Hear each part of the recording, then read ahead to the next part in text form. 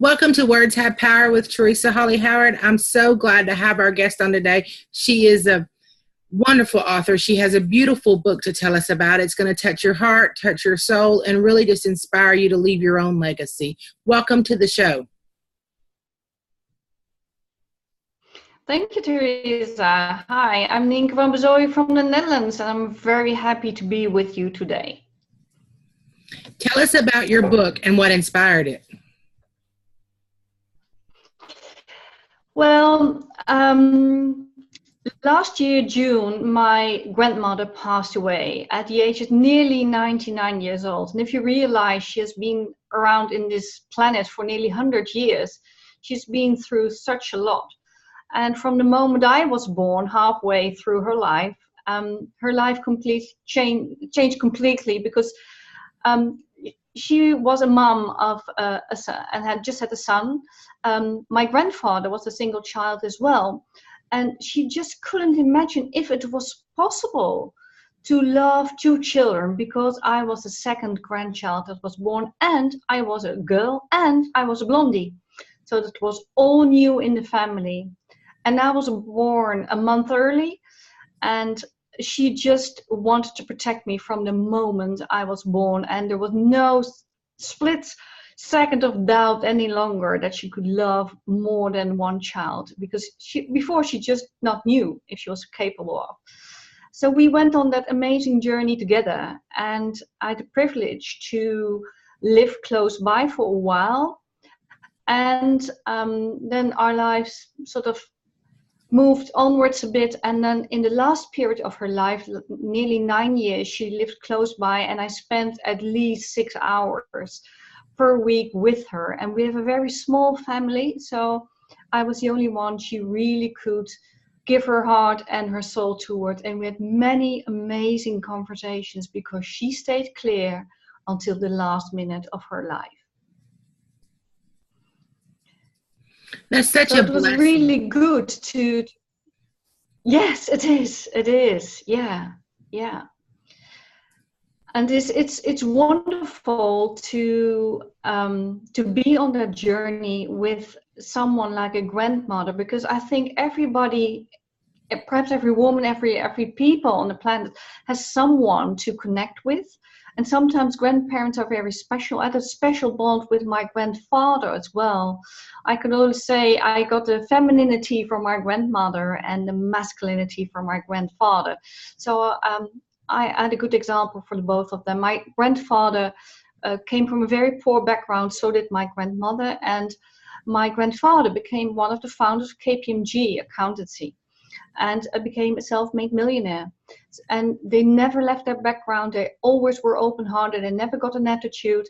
So it was really a blessing to be with them. And at the last 9 years with her, because she became a widow for the last 9 years of her life. I think that bond between the grandparents and the grandchildren is a very special bond. They give us wisdom that we don't have. And sometimes we don't listen to our mothers or our fathers because we think we know it all. And they can speak to us in a different love language to guide us and really shape us and help us to form opinions and walks in life that are beneficial to us. Yes, exactly. And in my family, it was the case that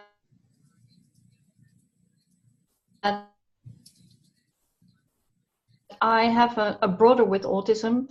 My father has and my mother is handicapped. So my parents were really relying on my mother's side, emigrated to Australia, so she wasn't close by in the Netherlands, so she wasn't available to give any support. And I think always my grandmother became my second mother, and I'm not the only one in the world where the grandmother is really stepping in. And I had just an extra pair of parents. That's how I see it.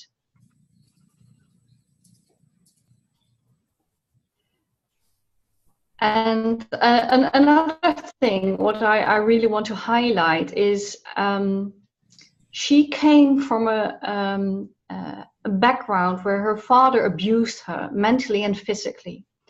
And she wanted to create a safe environment for her own child, and she had a baby brother with an age difference of 18 years between her and her baby brother. And their mother died very young. So in fact, she had nearly 2 children, but the only one was actually her brother and not her real son. But my great granduncle and my father grew up as brothers as often as they could. And she wanted to provide a safe environment for the rest of the world, because she suffered from it. And this was really beautiful how she just reached out, very much from the background, but as a very solid person who was always there. For example, when I got dating, I would take my new boyfriends or the man in my life just to test out, first to my grandparents and then to my parents.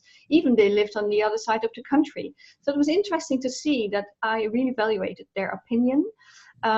And I had a very good bond with my parents, don't get me wrong. But sometimes you need exactly that other person what really got into you and really listens in another way. And my grandfather has always been the really father lion to protect me.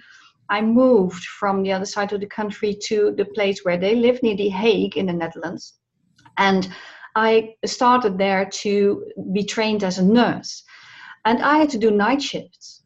And the beautiful thing was, he didn't want me to go on my bike from the home where I lived on night shifts, because is it that poor little girl, just as a woman, all by herself on the street? We can't have that, can't we, Emma? And they bought me a car. So, because he didn't want his little girl all by herself on the street. And actually, I wouldn't have bothered about it, because that's quite safe. Perhaps now not any longer, but at that time, I was young and I just wanted to do it.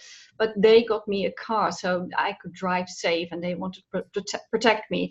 And later on, they bought a house what I rented from them, because I didn't want to get spoiled.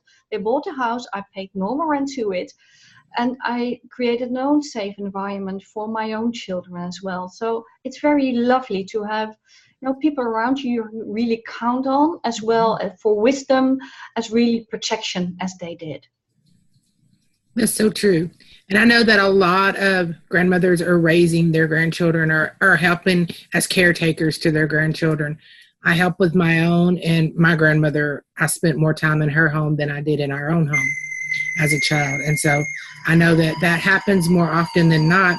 And it's really powerful when a grandmother can pour into and be that extra set of love, that extra set of hands, that extra set of ears and eyes for a child, to really just shape them and help them become the adults that we were meant to be, because we are formed by those young years, whether they be good or traumatic.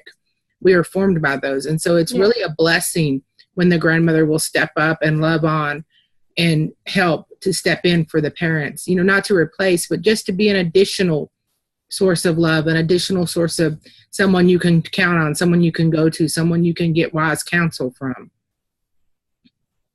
Yeah, exactly. And the thing was with my grandparents, because they became parents themselves when they were quite young, just around 20 years old, they became parents. But unexpectedly, have the blessing of a child.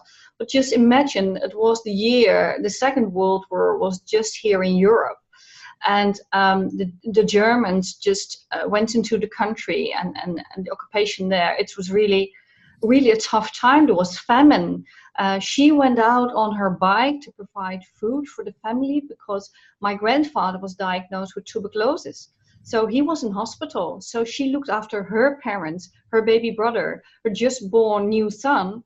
And she went on a bike just through the whole country to get tulip bulbs and beetroot to get through the famine. So it's remarkable. And I asked her, where did you find the courage? And said, well, my cousin was going, and she asked me to come with her. And I said, just yes. Can you imagine nowadays in such a violent country where bombs were everywhere, shootings, you couldn't trust anyone, and then going with 3 girls or a young woman on a bike to get bulbs and beetroots to get your family through the hard times in winter. Even my children, I have 2 children, you know, one of 22 and one of 23 by now. And my son asked her, it's just people wanted to get some stuff from other people, and just you beg and you just go through the farms and just are there. And she said, no, my son, no. This is how you fight for your family. And they really got in a good conversation, because I had a good bond with her. But I was blessed to have my children with a good bond with her too. And especially my son visited her quite often, and they had deep conversations. And I really grew from the conversations they had. It's wonderful to see the circle closing. And he said about my grandmother, he called her Omi. Omi means great grandmother. And he said, Omi is my hero, because she just stepped up and she did what needed to be done. And then she said to him, but well, how can I be a hero? Because, you know, I'm afraid of a lot of things, but with a little hand of a child in my hand, I can conquer the whole world. And that was an eye-opener for him.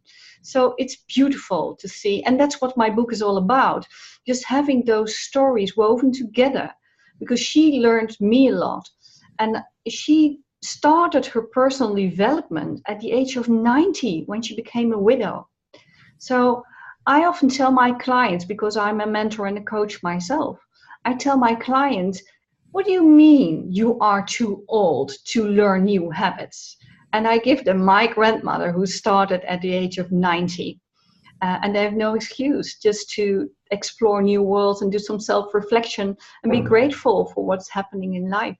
So everybody can do it. And that's the message I want to spread in the book as well. If she can do it, we can all do it, as a woman, but also as a man, because she had no favor. She was there for everybody.